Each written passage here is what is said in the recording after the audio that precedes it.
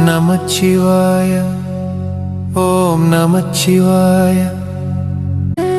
இந்த உலகத்தில் எனக்கு எதுவுமே இல்லை, என் நாடகத்தை முடித்து வை, என்னை உன்னோடு கூட்டிக் கொண்டு போய்விடு ஐயனே.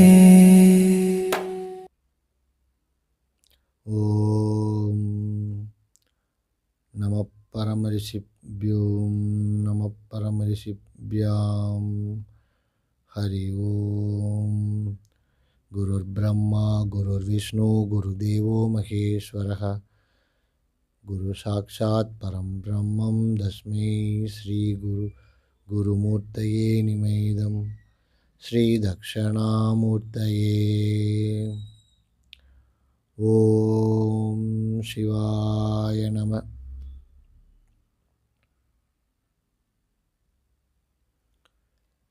இந்த காணொளியில் நாம்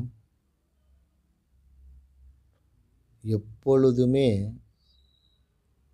அடுத்தவங்களை பார்த்து நாம் கம்பேர் பண்ணிக்கிறோம். இந்த கம்பேரிசன் இல்லை ஒப்பிடுதல் என்பது அவசியமா? அப்படி அவசியம் என்றால் எந்த அளவுக்கு அவசியம் அப்படின்றத பற்றின ஒரு சின்ன விளக்கம்.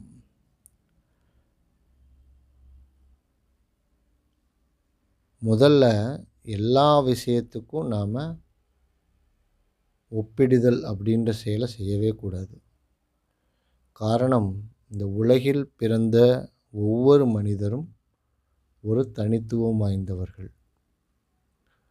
அவங்களுக்குன்னு ஒரு சிறப்புத்தன்மை இருக்குது.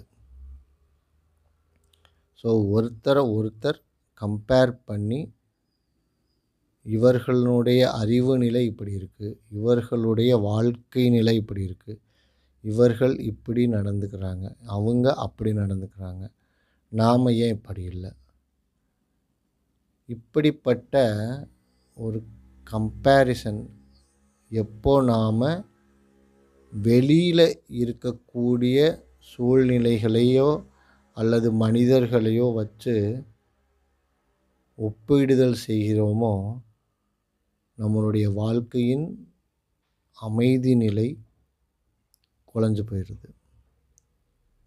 காரணம் என்னென்னா, நாம் பார்க்கக்கூடிய சூழலில் அந்த மனிதரை நாம் ஒரு எடுத்துக்காட்டாக எடுத்துக்கிறோமே தவிர, மீதம் இருக்கக்கூடிய நாட்களில் அல்லது மீதம் இருக்கக்கூடிய நேரங்களில் நம்ம பார்க்காதப்ப அந்த மனிதர் நாம் கற்பனை செய்த மாதிரியான வாழ்க்கை தான் வாழ்கிறாரா அப்படின்றது எந்த இடத்துலையும் நம்மால் உறுதியாக சொல்ல முடியாது. அப்போது எப்படி அவங்கள நாம் ஒரு எடுத்துக்காட்டாக வச்சு கம்பேர் பண்ண முடியும்? முதல்ல இந்த ஒப்பிடுதல் அப்படின்றது வர்றதுன்னா, ஒரு நிலையை உயர்ந்த நிலையாக வைத்து அந்த உயர்ந்த நிலைக்கு சமமாக நம்ம இருக்கிறோமான்னு பார்க்கக்கூடிய விஷயம்தான் ஒப்பிடுதல். அப்படி பார்த்தோன்னா நம்மளுடைய ஒவ்வொருவருடைய பிறப்பும் அதிசயமானது தான்.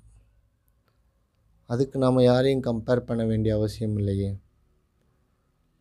எப்பொழுது நாம் ஒரு குழந்தையாக இருக்கும் பொழுது நம்ம எப்பயாச்சும் ஒப்பிடுதல் அப்படின்ற ஒரு நிலை நம்ம தெரியுமா? நமக்கு தெரியாது. எப்போ தெரிய ஆரம்பித்தது? நாம் பள்ளிக்கு சென்று படிக்கும் பொழுது நம்மளுடைய பெற்றோர்கள், அவன் நல்லா படிக்கிறான், நீ ஏன் படிக்கலை, அவன் ஸ்போர்ட்ஸ்லலாம் நிறையா வின் பண்ணிட்டு வர்றான், நீ ஏன் செய்யலை, அவன் அப்படி நல்லா எல்லா விஷயங்களையும் செய்கிறான், நீ ஏன் செய்யலை, இந்த கம்பேரிசன் அங்கேருந்து தான் ஸ்டார்ட் ஆகுது. அதை ஒரு பெற்றோராக நாம் நம்மளுடைய குழந்தைகள் மேலே திணிக்கிறோம். அந்த குழந்தைகள் அவர்களுடைய வாழ்க்கையில் இப்படி தான் கம்பேர் பண்ணணும் அப்படின்றத அவங்க வேறு விதமாக புரிஞ்சுக்கிறாங்க. அப்போ அவங்க என்ன பண்ணுறாங்க, அவங்களுடைய கம்பேரிசனை எங்கேயாச்சும் ஒரு தவறான நிலையில் இதுதான் உயர்ந்த நிலைன்னு நினச்சி அவர்கள் ஒப்பிடுதலை செய்ய ஆரம்பிச்சிட்டாங்கன்னா, அவர்களுடைய வாழ்க்கையே ரொம்ப கேள்விக்குறியானதாக ஆயிரும். அதனால் யாரையும் எந்த சூழ்நிலையிலையும் கம்பேர் பண்ணாதீங்க. ஒருவர் ஒரு செயலை சிறப்பான முறையில் செஞ்சுருக்கார் அப்படின்னா, அதற்கு உண்டான பாராட்டுதல்களை நம்ம எல்லாத்துக்கும் தெரிவிக்கலாம், தவறு கிடையாது. ஆனால் இவரைப் போல அவர் இல்லை, அவரைப் போல இவர் இல்லை அப்படின்ற ஒரு ஒப்பிடுதல் என்ற நிலையை நம்ம தவிர்க்கிறது நம்ம எல்லாத்துக்குமே ரொம்ப ரொம்ப நல்லது. காரணம், இவர் செய்கிற மாதிரி அவர் செய்ய முடியாது, அவர் செய்கிற மாதிரி இவர் செய்ய முடியாது. ஒரே வீட்டில் ஒரே பெற்றோர், ஒரே அம்மா அப்பா, 2 குழந்தைகள் இருக்கிறாங்கன்னா, 2 பேரும் அவர்களுடைய நடவடிக்கைகள் முற்றிலும் வேறுபட்டதாகத்தான் இருக்கும். ஒவ்வொருத்தருக்கும் அவர்களுக்கான ஒரு சிறப்புத்தன்மை இருக்குது. ஏன், இரட்டை குழந்தைகளாக பிறந்த ஒரே நேரத்தில் பிறந்தவர்களுக்கே அதே நிலை தான். எப்படி இந்த மாற்றம் ஏற்படுது அப்படின்னா, ஒவ்வொரு குழந்தைக்கும் இந்த சமுதாயத்தை பார்க்கும் விதம் மாறுபடுது இல்லையா? அந்த இடத்துல தான் அவர்கள் சுற்றி இருக்கும் சூழ்நிலையை எப்படி புரிந்து கொள்கிறார்களோ அதற்கேற்றாற்போல் அவர்களுடைய நடவடிக்கைகள் அமையுது. அப்போ சூழ்நிலைகள் ஒரே மாதிரியான சூழ்நிலைகள் இருந்தாலுமே மாறுபடுது. எப்படி, இங்கேருந்து நான் உங்களை பார்க்குறதுக்கும் ஆப்போசிட்டில் உட்காந்து நீங்கள் என்னைய பார்க்குறதுக்கும் டிஃப்ரெண்ட் இருக்குது இல்லையா? உங்களை நான் பார்க்குறேன்னா உங்களுக்கு பின்னால் இருக்கிறதும் சேர்த்து நான் பார்க்குறேன். அங்கே இருந்து நீங்கள் என்னைய பார்க்குறீங்கன்னா என்னையும் பார்க்குறீங்க, எனக்கு பின்னால் இருக்கக்கூடிய காட்சிகளையும் பார்க்குறீங்க. அந்த காட்சியிலேயே டிஃப்ரெண்ட் இருக்கும் பொழுது எப்படி நீங்கள் ஒரு செயலை ஒருவர் செய்கிற மாதிரி இன்னொருத்தர் செய்யணும்னு எதிர்பார்க்குறது எவ்வளோ பெரிய முட்டாள்தனம். நம்மால் ஒரே மாதிரியான செயலை நாமே செய்ய முடியாது. ஒரு தடவை நம்ம இப்போ செய்கிற செயலை திரும்ப செய்ய சொன்னால் அதே மாதிரி நம்மளால் செய்ய முடியாது. காரணம், நம்மளுடைய மனநிலையில் ஏற்படும் மாற்றங்கள். அதனால் ஒருவரை ஒருவர் ஒப்பிடுதல் என்ற இந்த தவறான மனநிலையை விட்டுட்டு அவர்களுக்கு இருக்கக்கூடிய சிறப்புத்தன்மையை போற்றி அதை மேம்படுத்துவதற்காக நாம் என்ன செய்ய முடியுமோ நாம் அதை செய்யலாம். ஈவன் அது குழந்தைகளுக்கு இது மட்டும் கிடையாது, பெரியோர்களாக இருக்கக்கூடிய நமக்குமே நாம் அடுத்தவங்களை கம்பேர் பண்ணி வாழக்கூடாது. அவங்க அப்படி இருக்கிறாங்க, இவங்க இப்படி இருக்கிறாங்க, இவங்க இப்படி செய்கிறாங்க, அவங்க அப்படி செய்கிறாங்க. அந்த நிலைகளை அனைத்தையும் விட்டுட்டு நாம் நமக்கான வாழ்க்கையை நாம் எப்படி சரியாக வாழ்கிறது அவ்வளோதான். அது மட்டும் பார்த்தா போதுமானது. அது அடுத்தவர்களை பார்த்து நம்ம ஒன்று கற்றுக்கிட்டு அது மாதிரி நம்ம வாழணும்னு நினச்சோன்னா அது மாதிரி முட்டாள்தனம் எதுவுமே கிடையாது. அது அப்படி வாழவும் முடியாது முதல்ல. காரணம், அவர்களுடைய வாழ்க்கை சூழல் வேறு, நம்மளுடைய வாழ்க்கை சூழல் வேறு. அதை நாம் ஒரு பொழுதும் ஏற்றுக்கிறதும் கிடையாது, நாம் அதை உணர்றதும் கிடையாது. அது ஏன் அவங்களுக்கு மட்டும் நடந்தது, எனக்கு ஏன் நடக்கலை அப்படின்ற கேள்வி அதை தொடர்ந்து நமக்கு அவர்கள் மேல் ஒரு மனக்கசப்பு, ஒரு பொறாமை,